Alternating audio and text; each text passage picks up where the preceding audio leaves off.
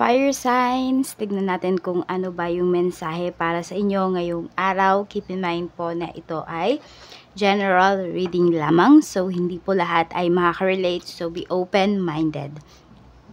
Sa mga hindi pa po nakasubscribe dito sa ating channel, please subscribe na po kayo and palike na din po ng ating video. At sa mga nais pong mag-avail ng ating private readings ng ating Evil Eye Amulet, makikita nyo po yung link sa description box below. Tarot Intentions by Aliana Reyes. Okay, so yan po ay kargada na. Aalagaan nyo na lamang po. At yung pag-aalaga naman po ay ituturo ko po yan sa inyo. Sobrang dali lang yan alagaan. Pero madaming blessings na pwedeng ibigay sa inyo. Okay? So tignan po natin ano yung mensahe para sa iyo. Fire signs. Aries, Leo, Sagittarius. We have sabotage. Yan, pwede may mga nananabotahe po sa inyo. I mess up the good things in my life sometimes. So, pwede rin kayo, fire signs, ay umiiwas sa gulo. Pero pwedeng, alam mo yun, minsan nilalapitan kayo ng mga gulo talaga. Para bang lumalapit sa inyo. Kahit na kayo na yung umiiwas. Ayan po. So, some of you is, di nyo po talagang taasan pa yung inyong boundaries. And for some of you po, ayan, huwag kayong mag-isip ng mga negative things or ng mga bagay na yung sasabihin nyo ba sa sarili niyo, ay hindi ko talaga kaya, yung mga ganun. Huwag nyong pahinain yung loob ninyo. Dapat nga i-encourage ninyo yung inyong sarili. Makinig kayo ng mga music na talagang nakaka-uplift po ng inyong mood. At kung papaling man po yung ating, yung ano natin ba, setup natin, pasensya na po. Kasi di ko talaga siya nakikita sa screen na paling. Pero pag in-edit ko na, ayun, unti-unti pala siyang pumapaling.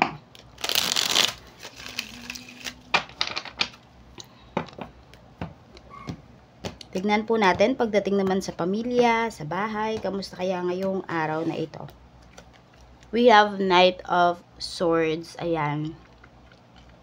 So, pwedeng may mainitang ulo, may mapapagalitan.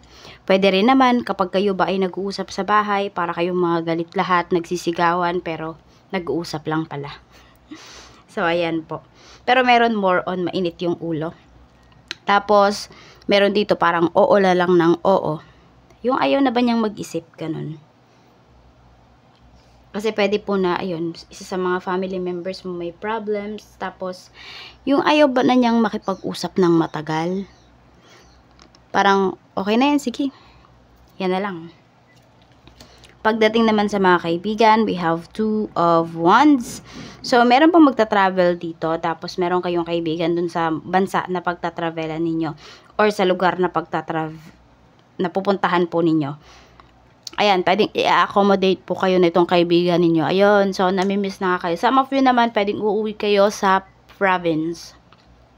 Or magbabalik bayan yung iba sa inyo dito. Kung hindi kayo, pwedeng kaibigan po ninyo. Meron nga ako na-feel dito, yung kaibigan nyo yung balikbayan, pero pwedeng sabihin natin, college friend mo siya, ganun, tapos hindi naman talaga kayo magkalugar. Pwedeng isasama kanya dun sa province nila. Yun yung nakikita ko dito. Tignan po natin sa love life naman. Sa love life, we have the Chariot. At mayroon po tayo ditong Three of Coins. So, more on naman, karamihan po sa inyo, fire signs, pwedeng sa trabaho po ninyo, or while working ninyo, makilala yung person ninyo. For some of you naman po na kayo ay in a relationship na, ayan, more on pride lang kasi yung nakikita ko dito, kaya minsan hindi nag-workout yung relationship po ninyo, kasi it's either parehas kayong ma-pride ng person mo, or mas nagiging ma-pride yung person mo. Okay, so you want this relationship to work out naman, so babaan na lang talaga yung pride. And more on kasi parehas kayo ng person mo na goal-oriented. Kung hindi man pwede na ikaw yung mas goal-oriented dito, fire signs, ang nangyayari tuloy is ina-encourage mo siya, pero ayaw niya bang sumunod sa'yo. Parang ganun. Iba kasi siguro yung forte ng person mo, so pwedeng hindi mo talaga siya mapipilit. At kung kayo naman po ay mag-asawa, So, ayan, pwedeng, tignan mo, may snow tayo dito. So, yung iba po sa inyo, kung nasa ibang bansa nagtatrabaho yung asawa ninyo or kayo mismong family, magde-decide kayo na mag-migrate sa ibang bansa. Pwede kasi na nandoon na nga yung work ng iyong asawa or meron kayong mga family members doon. Pero pinag-iisipan pa. Parang ang dami nyo pang kino-consider dito. Fire signs ng mga mag-asawa ba? Ang dami pa. So, pwedeng, it will take, some of you it will take, pinakamabilis na is 2 months. Meron naman po dito, it will take 2 years pa bago kayo talaga makapag-decide ng iyong asawa. So, tignan po natin pagdating naman sa money. Sa pera naman, we have King of Wands.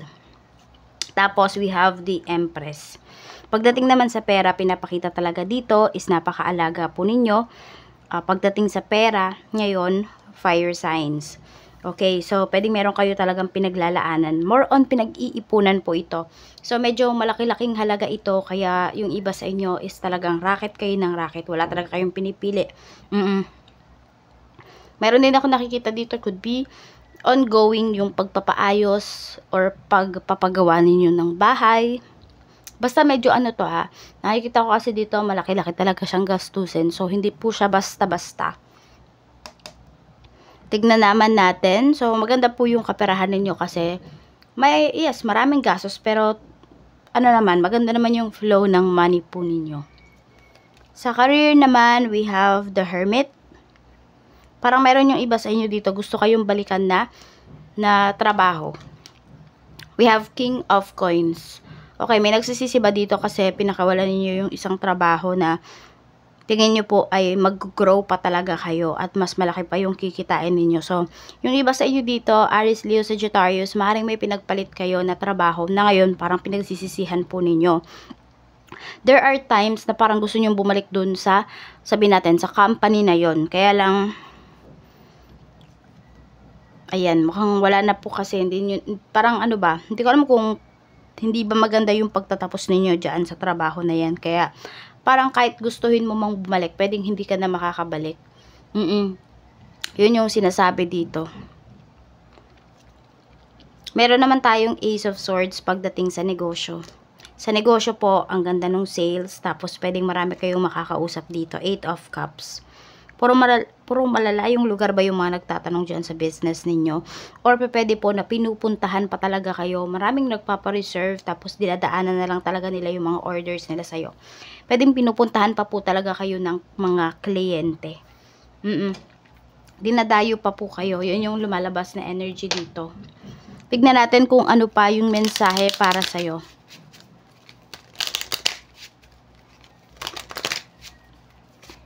We have emotions are running high. Yan. So, iwas ka muna talaga sa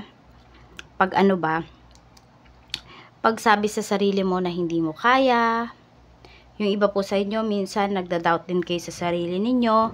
So, ituon nyo po sa iba yung inyong atensyon, maglibang kayo para hindi nyo ito maisip. Ano ba yung reminder sa'yo ni universe ngayon?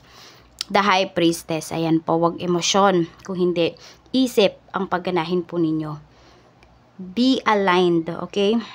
With your, i-align po ninyo yung inyong chakra. Pwede kayong mag-meditate. Ayun nga, sabi ko sa inyo, diba? Makinig kayo ng mga nakaka-good vibes na music. Para po tumaas din yung inyong frequency. Oo. Tapos, yun. Huwag puro emosyon yung pagganahin dito. Balance lang daw po, isip at saka yung inyong puso. Balance yan dapat. Okay, so mag-wish na po kayo. If ever meron man po kayong wish ngayon.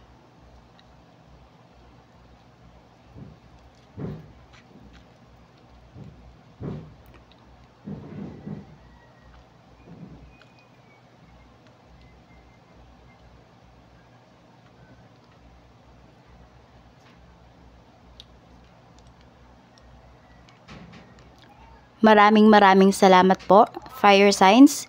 Mag-iingat po kayo always and more blessings to come. Bye-bye!